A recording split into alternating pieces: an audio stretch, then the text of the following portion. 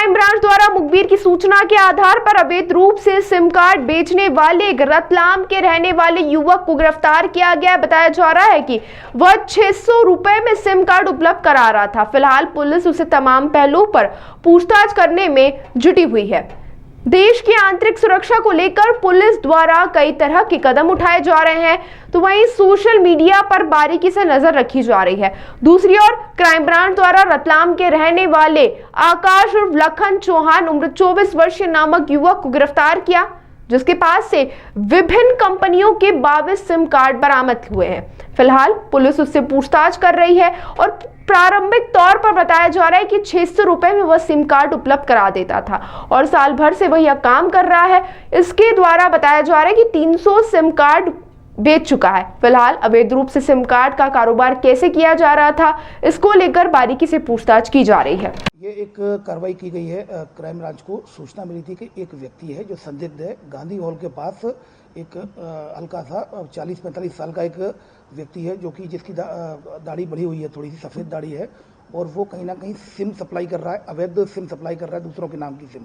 इस सूचना पर क्राइम ब्रांच के द्वारा एक जो आरक्षक को दीपक थापा को एक पंटर बनाया गया, उसको 2 नोट दिए गए। उससे इन्फॉर्मेशन ये मिली थी कि 600 रुपये से लेकर 4000 रुपये तक की वो सिम बेच रहा है।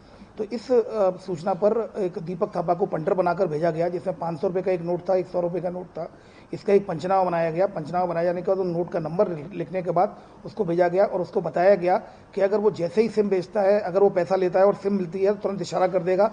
टीम ऑलरेडी पीछे खड़ी हुई थी और उसके बाद जैसे ही वो पहुंचा उसके पास और उसने बोला कि सिम कितने की, तो उसने बताया 600 रुपये की। तो उसने 600 रुपये जब उसको दिए तो 600 रुपये दिए। उसने जैसे ही सिम दी, तत्काल टीम ने मौके पर जाकर उसको घेराबंदी कर ली और उसको पकड़ा गया, तलाशी ली गई। तब उसके कब्जे से कुल मिलाकर 22 सिमें जब्त हुई है, जिसमें 22 में से 19 सिमें हैं जियो की सिम है और बाकी 3 सिमें हैं आइडिया वोडाफोन की सिम है।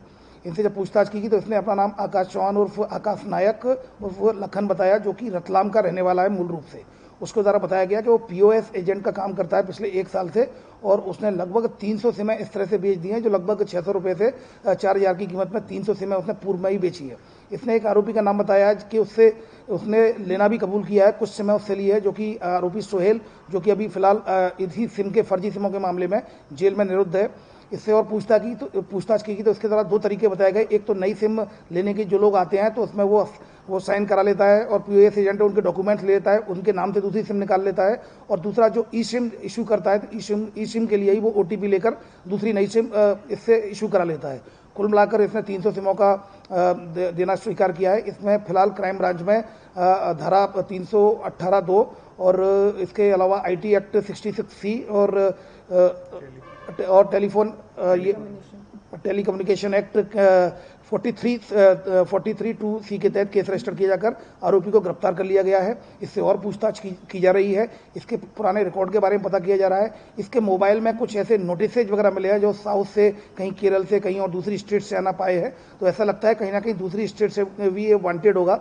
इस पर यह पूछताछ की जा रही है। कुछ उसमें और भी आपराधिक गतिविधियां से संबंधित कुछ ऐसे दस्तावेज मिले हैं, कुछ ऐसे इमेजेज मिली हैं, उनकी भी जांच की जा रही है और जांच के आधार पर तथ्य पाए जाने पर, साक्ष्य पाए जाने पर इन्वेस्टिगेशन में इनको भी शामिल किया जाएगा।